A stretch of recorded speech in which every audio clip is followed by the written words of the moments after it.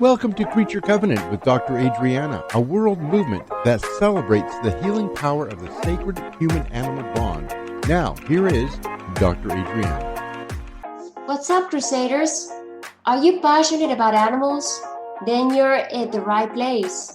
Welcome to Creature Covenant, elevating humankind through the sacred bond we share with animals. I am your host, Dr. Adriana, a veterinarian with 20 years of experience and passionate about the healing power of the human-animal bond. Join me and my expert guests sharing personal stories of transformation and healing through our interactions with animals. Together, we create new consciousness and a better planet for all creatures to enjoy. For more information, visit www.creaturecovenant.com, sign the Creature Covenant, and become a Crusader of a movement. Okay, so welcome again to another chapter of Creature Covenant, elevating humankind through the sacred bond we share with animals. I am so pleased, grateful by the presence of the beautiful Sue Pike. She is the animal talker, and she's an animal communicator, Reiki master, teacher of the traditional Usui, sorry if I'm not mispronouncing, Usui technique. And she's also a spiritual channeler and spiritual teacher. She's been featured in multiple media outlets around the world. I know this is part of your spiritual journey, but how did you start with animal communication?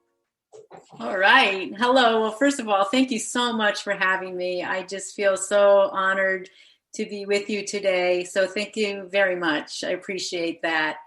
And, I love talking about my favorite subject, which is animals, of course. Well, what happened was, it's so interesting. I grew up in upstate New York, and we had a pig and a horse and cats and dogs and the whole thing. And I loved animals just from the beginning. And I knew I wanted to work with them, but I had no idea back then that it was going to be animal communication. I didn't want to become a vet because I knew I wouldn't be able to see them injured or hurt. And so I just kind of didn't think about it anymore. And now, all of these years later, many years later,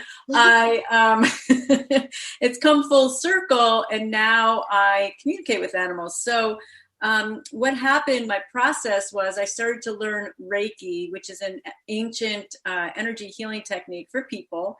And long story short, I realized if I could do this with people, why not animals? And the quote unquote gift of animal communication just came to me intuitively. All of a sudden, I saw like my third eye, not to get too woo-woo. I just felt like an opening, we'll say. And I was able to hear back what the animals were saying. And so I just started practicing with friends' animals, and my husband and I were going out to Utah, and his friend was really open. And my husband said, hey, can my wife, who's just learning how to do animal communication, can she talk to your horses? Which of course I got really excited about because I love horses. And so we went out there, and the guy was so into it. He said, oh my God, I'm having problems with this horse and that horse, and I want to know what's going on. And so I went to each horse, and they had a lot to say, by the way. And it was pretty funny. And the guy was like, oh my God, can you talk to my dog now? And so I was talking to all of his animals. And when I left, I remember walking out the door and saying, I am an animal communicator. I didn't really know that much about it. So I thought, well, maybe I should read a book or two. So all the books that other animal communicators wrote, all the steps to animal communication, I was already intuitively doing. It just came to me. Everybody has the ability to do it. Everybody actually knows how to do it. It's just kind of slowing down and remembering. A lot of my sessions, I'll give information to the people, whatever the animal is trying to express. And a lot of times people will say, oh, I had a feeling. Oh, I thought, Fluffy was saying this or that, but they're not trusting it. And so I I always meditate before I do a session because I really need to get clear so my thinking, logic mind doesn't get in the way. And animal communication is basically telepathic, heart to heart, soul to soul, mind to mind communication, which animals do with each other all the time. Yeah. And so it's basically just us tuning in, kind of like to a radio show. You know, Right. you're trying to get the dial crackly, and then you finally tune in, and it's clear. And that's pretty much what it is. It's just opening up your heart to be able to connect. And like I said, everybody does it. Everybody can do it. Oh. And it's really about just being patient with it. I teach people how to do it, you know, step by step. But what I like to recommend to people is to increase their intuition, spend time meditating. And meditating can come in many different forms.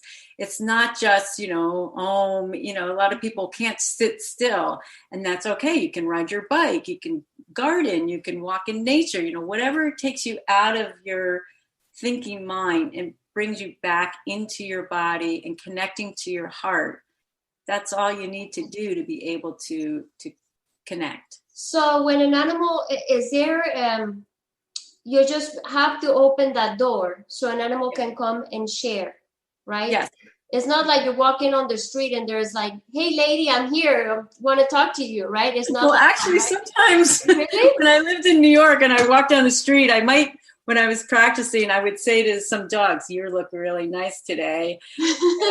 I swear to God, they'll turn around and, you know, give me a thank you. My husband's like, that dog just turned around. Wow. But yeah, basically it's just taking the time to prepare. And you know what? The animals want to help us. The animals love when, you know, we listen to their wants and needs and their feelings and what they're thinking and what their soul messages are for us. They want to help us. So they're actually very patient with us and excited. Yeah. As soon as, you know, they know that you want to know what's going on from their perspective, they're really happy to help you. I've always wondered what animals, and this is perhaps a very broad question, but what animals think about humankind. How do they see us?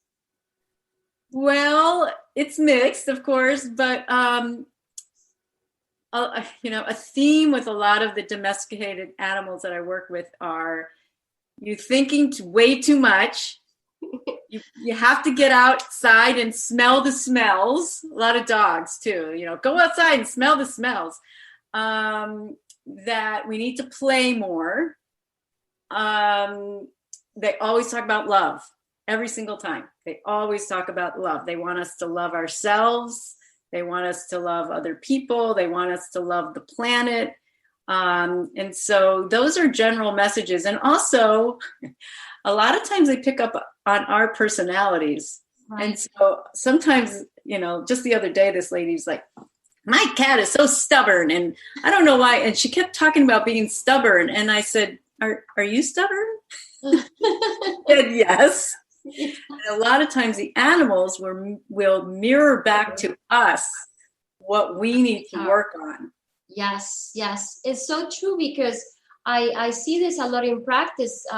Oh, he cannot be away from me because he'll get really nervous. But what I'm really taking on is that it's not the dog being really nervous. The dog is just picking up on the state of their owner, you know, their yes. animal parent. So it seems that sometimes they're better when they're taken away. So it's very interesting. So as humans, and I think you already gave us some of that as well, like how can we improve our relationship with animals? Because a lot of us, I mean, I cannot tell you how many people are in my profession, in my industry that we are in this profession because we love animals, even sometimes better than we love other people. But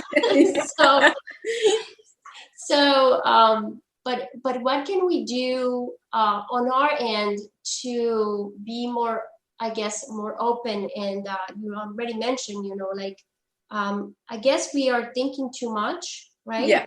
And we're not let that flow of like, okay, let's be a little bit more patient. Let's not try to grab him and then, like I can only feel how I would, I can be empathetic, how I would feel if some stranger grabs me and wants to hug me and hold me down, so immediately they go into this defense mode. Like, yeah, frozen mode. Exactly. It happens a lot in smaller animals too, like the birds and the little, so, and I feel like it's a lot of times it's our own energy that is just not in tune with that. We're so much in like the ins and outs of like the manhandling and the getting the job done and not thinking much on how they might be feeling and what would be the best way to approach them. And I feel like this happens with every single animal, horses, pretty much any animal that we work with. But as and not necessarily people in my industry in general, I feel like we should be more open and more respectful in a way. It's so funny you just said respectful, because a lot of animals, in fact, one the other day I worked with said, "Thank you so much for my new home, and thank you for respecting me," because she just adopted this kitty, and it had a pretty bad past, and it was just so happy to be acknowledged as a being, and not just like the cat, because apparently this cat told me it was just outside, and whenever it went inside, it was not a good scene or whatever. But respect is very important. I mean, they are sentient beings. They have their own needs and wants. And to start to think of things from their perspective instead of always from ours, what are they going to do for me? How is this animal going to help me? Well, what are you going to do to help them?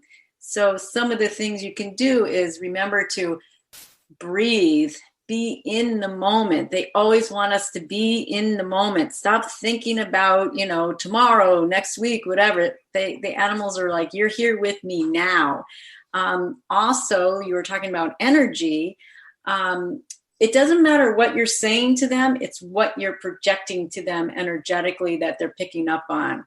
So if you're saying, okay, we're going to go for a nice walk now, but internally you're petrified that an animal is going to come and scare them, and then what are you going to do, and blah, blah, blah.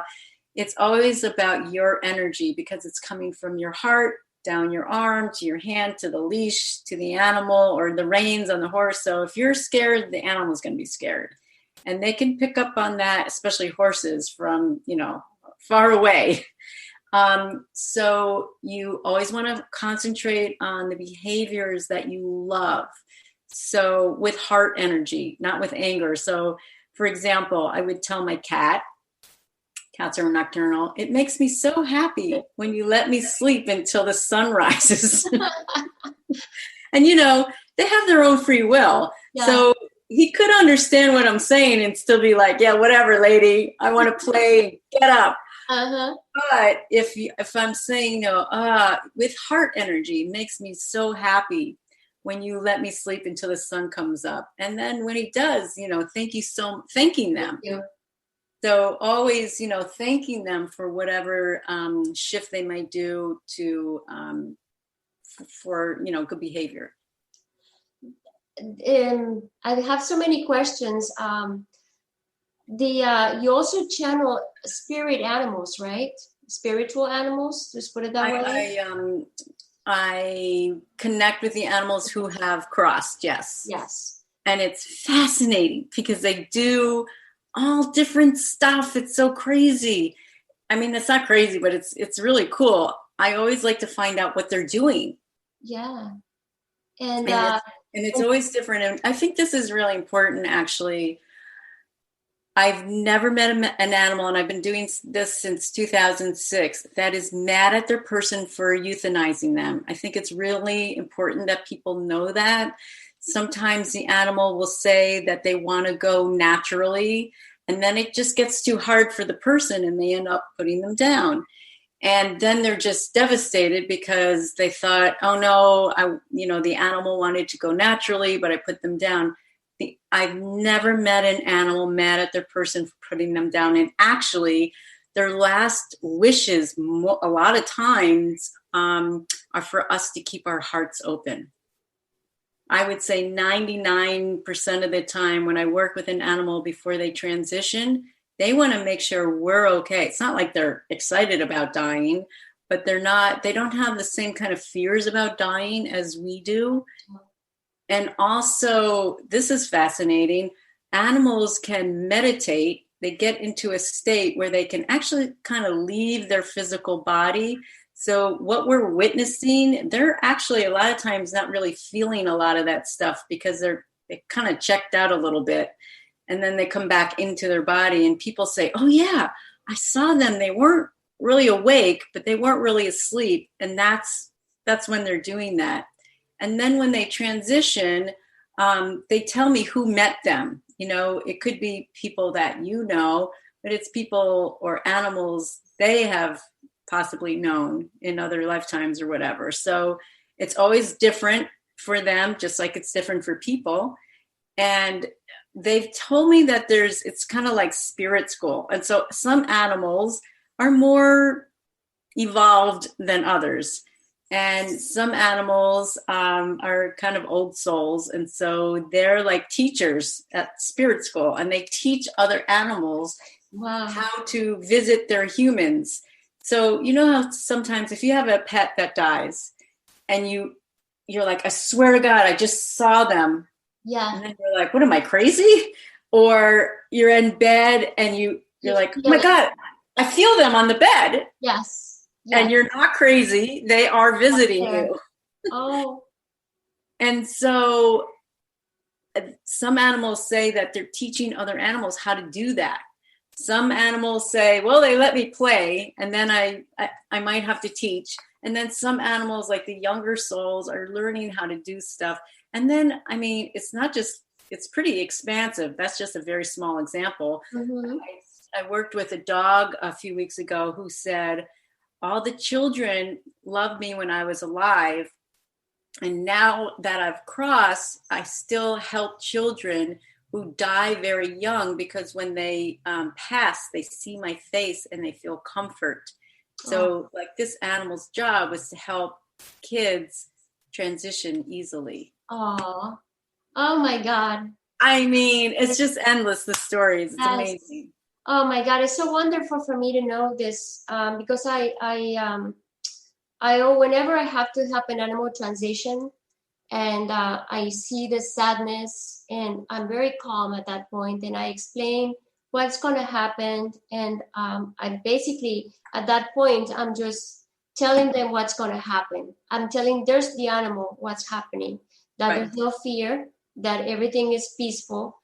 And I thank them for being such great companions and that they're not going to be alone and that they're going to be young again and there's going to be a lot of friends there to greet them. Yes. And I think that helps not just that animal, but I feel like it helps the people around, the parents. That's such a beautiful space. That space right before they cross. I feel it's an honor to be involved in that process. And that's beautiful that your energy is like that. It really does help the animal and obviously the people as well. So that's really beautiful. That is how I feel like it's an honor to me to help them transition. Yes. It is always done so peacefully, you know? So I honor that moment. And even after, when I know that physically, I mean, there's no heartbeat, obviously they're not there anymore. In spirit, they're not there. Their body is there, but I still continue to honor that body. Yes. Because that was their body and they're probably still around. Yeah. Yes. Yeah, I waited. My cat died in my arms. I was singing to him and peacefully lying there. My husband and I were there and he was my baby. And he used to get so mad at me when I'd say, you're my baby cat. He's like, I'm not a baby.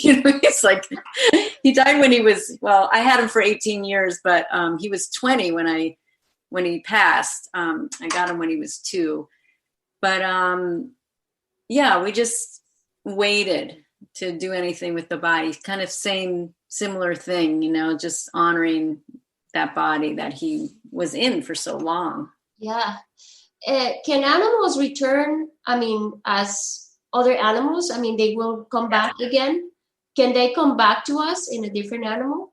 Yes. And they're not always, a horse might not come back as a horse. A horse might come back as a cat. I talked to a cat the other day who said, yes, I used to be a horse. And you used to be my person, and you were a man, and you were now a lady, but you were a man then, and we were best friends. And oh, wow. They can come back. And then there's this other thing that's really cool.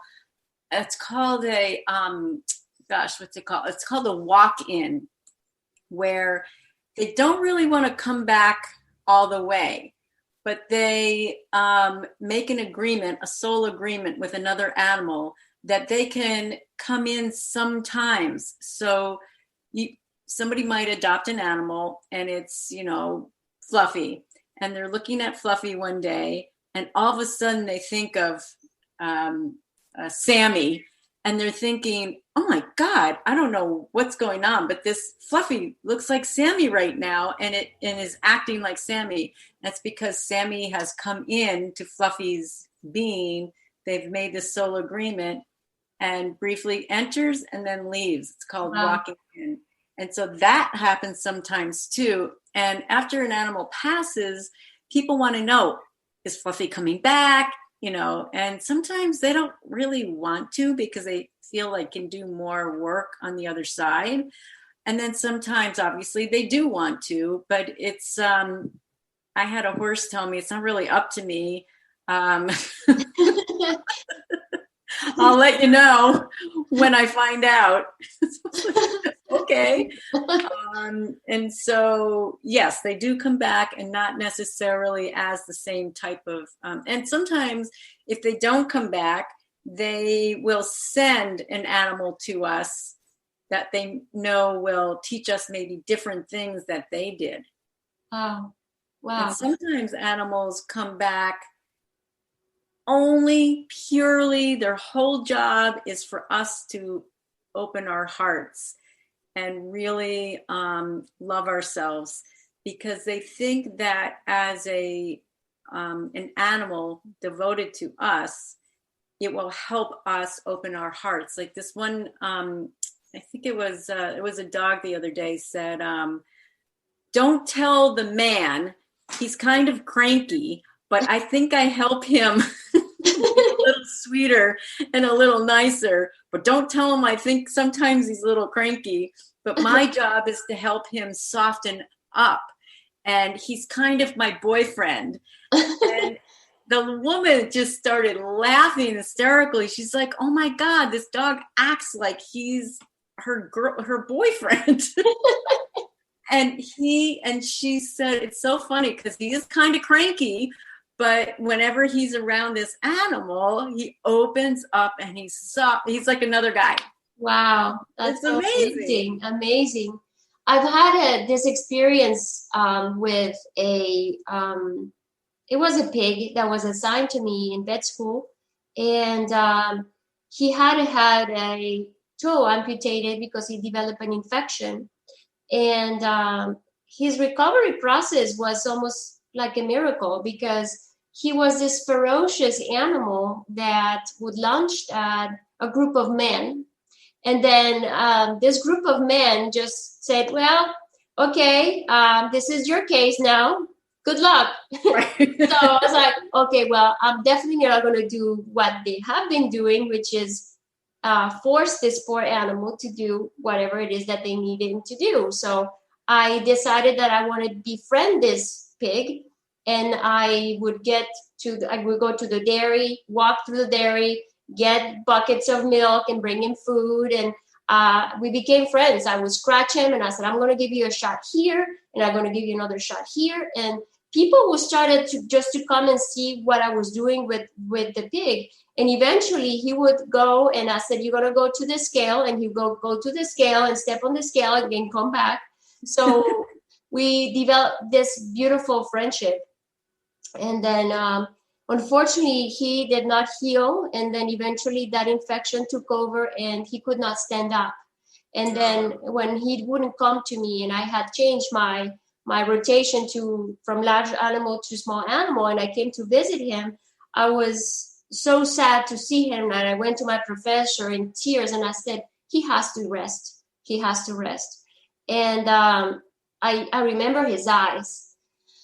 Whew. And I see my dog. Yeah, wow. That's beautiful. His eyes. Yes. I see my dog's eyes in his. I mean, it's so weird. And he's such a gentle dog. And I rescued him, or he rescued me at the time, I would say. Right. I had him for 6 years now, and he came to me as a rescue. And he came in probably one of the worst parts of my life. And we rescued each other. We've been best friends since then, and he's older now. But I see in his eyes who he is. So maybe that's who he is. I talk to him. Sometimes I was like, okay, I'm going to just tell him I love him, but I don't say it. I just like look at him, and he looks at me, and I said, I love you. And I'm wondering if he knows. He so knows. He definitely knows. When you're just emitting emotion, it's like I always ask people what their nicknames are for their animals. And if it's something really cute, the animal will say, I don't really care about the name, but I like the emotion that they have when they say it. So then they say, they can call me that. Mm-hmm. But if it's a negative thing, they don't like it. No. And so they can feel all of that stuff. So yes, I promise you that your dog knows.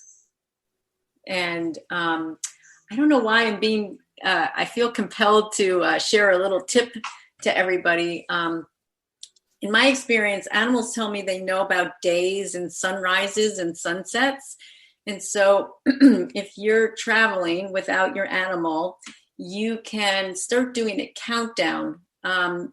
Just trust your instincts and, ask, do you want to be told in sunrise or sunset? And don't worry if you're not sure, just pick one and it'll be okay.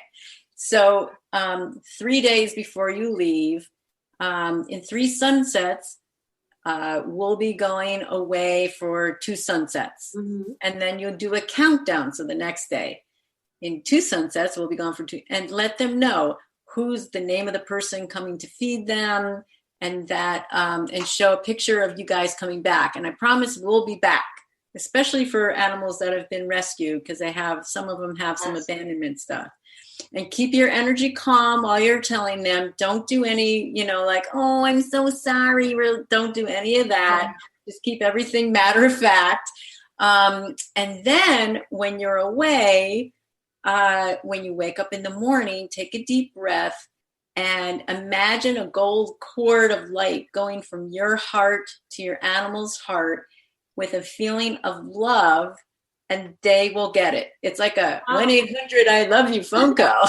Wow, that's amazing. It's Great so tip. Do it in the morning, do it at night before you go to bed.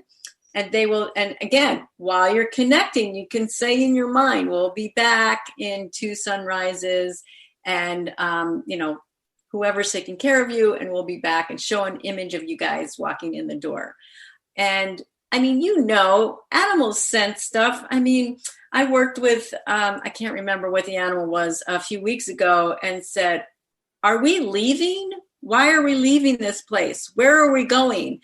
And the woman said, how does my animal know that? It's like, hello, you've been thinking about it, talking about it, looking at pictures about it, talking to other people about it. Of course, and when you're traveling, how your animal will like sit on your clothes or your bag, even before you've, taken it out officially to pack, because they know, but they also like reassurance from us, like how long it'll be when you come back and who's going to feed them. Most important, they want to know who's feeding them. Wow. So it's a little trick. Wow, well, good to know. I'll do that next time I leave. Yeah. And they already know who's taking care of them, but I try to have somebody stay with them rather than be staying at a hotel or a dorm. That's great. Yeah. And then I feel like that's more comfortable for them to be at home. Yes. So the other question that I have for you is, do we, I've seen this a lot in practice. We have a dog that develops diabetes whose owner is diabetic. Yes. I was talking yesterday to a lady that I think he might have Addison's disease, and like my husband has Addison's disease. So is that, can they also, aside from our emotions, can we transmit our illnesses? Well, it's more like, I don't know about transmitting. I don't want anybody to feel guilty, but it's very common for our animals to have the same physical ailments as we do. And a lot of times they do that, they manifest that.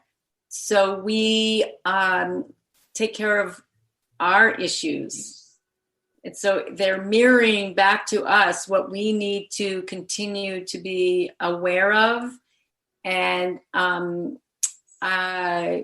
it's very common, actually. I've seen animals get cancer when the specific organs that we have, that they, it's like the same type of cancer, like you said, diabetes, whatever the disease is. Yes, they can mirror that. But we just let them know that we are going to take care of ourselves, but you have to, because they'll know if you don't.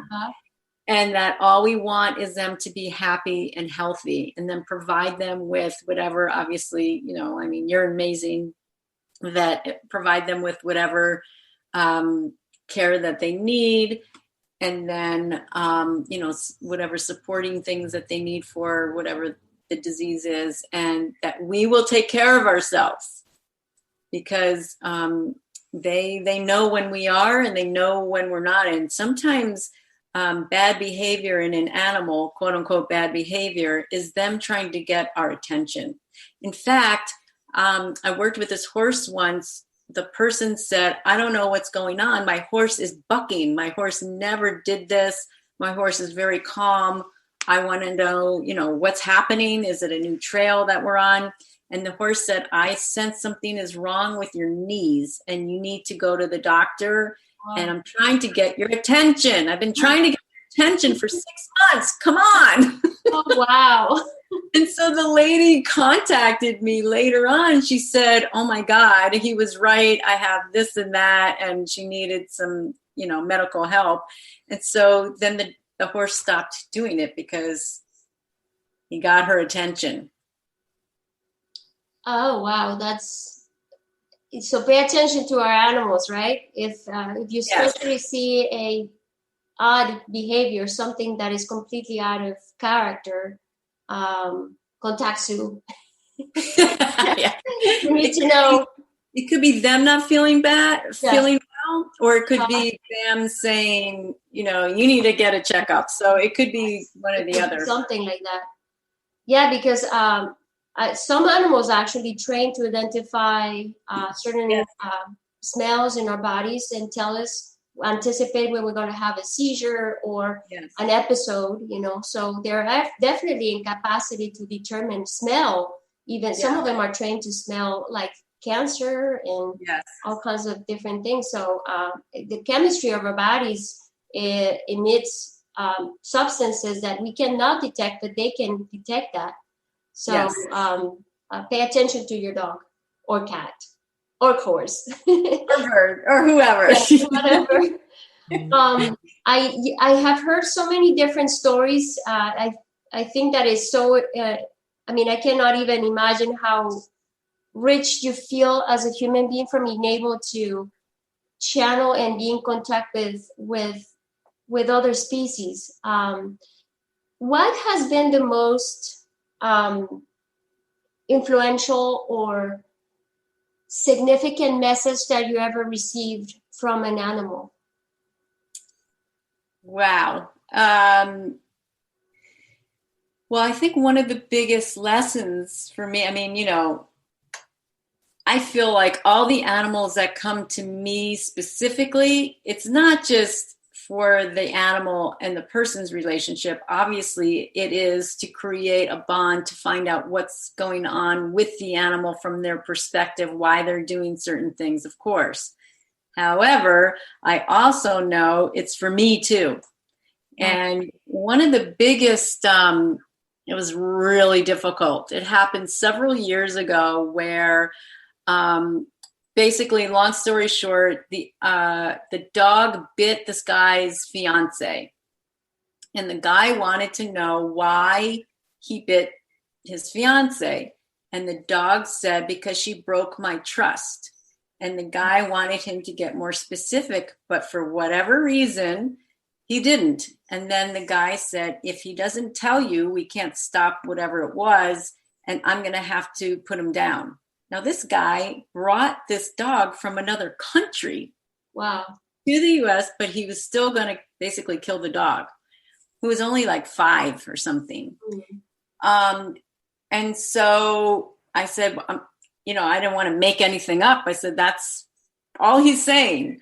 And so he contacted me a couple weeks later, and he said, I feel really bad. I did end up euthanizing my dog because he didn't say what happened.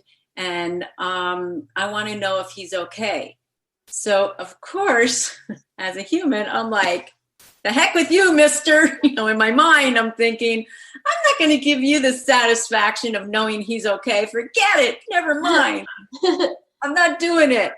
So, because I went through some stuff after I found out he did that. I mean, I was devastated. Wow. But what I learned is there's always a bigger picture. It's much bigger and more enormous than I can wrap my little brain around. There's always stuff going on, underneath the surface of things that we don't see, that we don't really know, we can't really comprehend right now. And so the animal said, no, I understand. I mean, the animal wasn't mad. He understood. He knew that was going to happen. And he still didn't divulge anything. He just said, I understand, and it's okay, and tell him it's all right. And so I actually was able to get from that really, I was distraught. But then I realized I was being judgmental. I mean, all these lessons came up. I was like, oh my God, who am I? So, and so it was a very important lesson, and also learning how to detach from everything. My job is to relay the information, but then to detach from it all. So that was a really big turning point. But some of the bigger messages, when I channel the consciousness of certain species, a lot of them talk about saving the earth, saving the seas. What can the humans do to protect the land? Can you plant a tree where you are? Can you pick up litter where, if you're walking and you see something? Recycle. And they all say, you think it's a little bit, but it's not, because if everybody did the little bit, it's a ripple effect. And so a lot of the animals talk about how we can save the planet. What actions can we take? And they don't want us to not take action. They really want us to be active in saving the environment. And so those are some of the bigger, more profound lessons from a lot of the animals in the wild, or just animal consciousness. When I channel that, that's what they want us to work on, is helping ourselves feel whole. And also when we do that, then we want to help the planet too. Like, don't just think about yourself, think about what you can do to help others and to help, Mother Earth. And, the birds tell me, don't forget about us. Oh, I know. And then, I'll work with a sea animal, and they're like, don't forget about us, everybody. So, they all have beautiful messages, and we just need to have respect for where they live and, what we can do to help them have their habitats to survive and thrive. Yeah, this is so important because we think, well, I love animals and I don't hurt them. But the truth is that we hurt them if we are exterminating their environment, if we are not allowing them to, like, if they survive on a specific area where they have to eat this specific seed of this tree or live in this forest that provides for their food. If they don't have that forest, there's no way for them to go other than extinct. And so it's so important to, show our love. And I think that the best way to show our love and respect is protecting their environment, their habitats where they live, and be conscious about that. Even if we don't think we're hurting the environment, with every action that we take, we litter or we see a paper on the street or a piece of plastic and we don't pick it up, that is something that is affecting everybody, and it's affecting us at a much greater scale. And unfortunately, the planet is suffering right now. So we need to, as humans, and as humans' consciousness, we need to step it up. We're responsible for this planet and for what right, and not here. To get mad too at the animals that are now closer to us, because we've taken away, we built the house on the land that there was no house. And so they're confused. They don't know that they're not supposed to be there. So, just understanding that they're just trying to survive too. Exactly. So, I mean, there is animals that live in our backyards, in our acreage of land. And a lot of people get mad because they take their crops and they're eating. So this photographer, this person installed a camera in his backyard, and he decided, well, you're going to be eating my carrots, Mom. I might as well know your face. And he developed this, so he will leave us a part just for him to eat. And then it's now they're friends, I guess. So they're sharing the environment. It is a completely new perspective. They're just trying to make a living in our environment. We just have to respect that. Fear sometimes of snakes here in Florida. We see a lot of that. And the first reaction is, oh, kill it. Please. Yes. They all have a purpose. And they all have the right of existence. And they also help control some other, it's like this one controls that, and this it's part of the chain. Exactly. It's part of the chain. So gladly, a lot more people are waking up, and a lot more people are taking action and protecting the environment. And so I still have hopes. Yeah, me too. It just made me think about something when you're talking about the plants is if they know they have an alternative. So say there's some food that a bug is eating.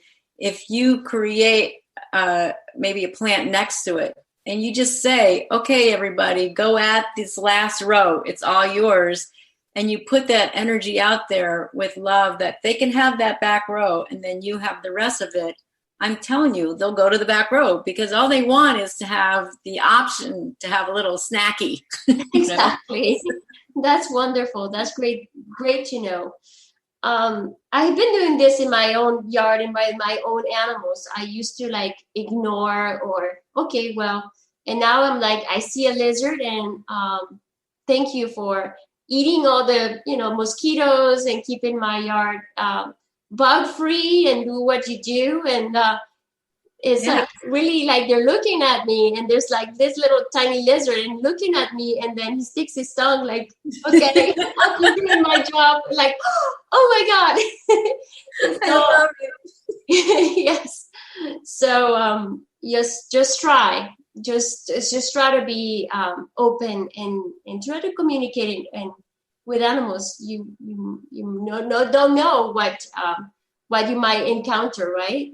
Exactly. It's just really being aware, being aware of your surroundings. Like, wake up, everybody. Just like look around, look at the trees, look up, look down, look to the sides, and, notice what's there. And I think we can do this not just with animals, but pretty much with plants, with trees. We can just thank them for being there, right? For us. Exactly. For providing oxygen, for providing shade. So just be grateful, I feel.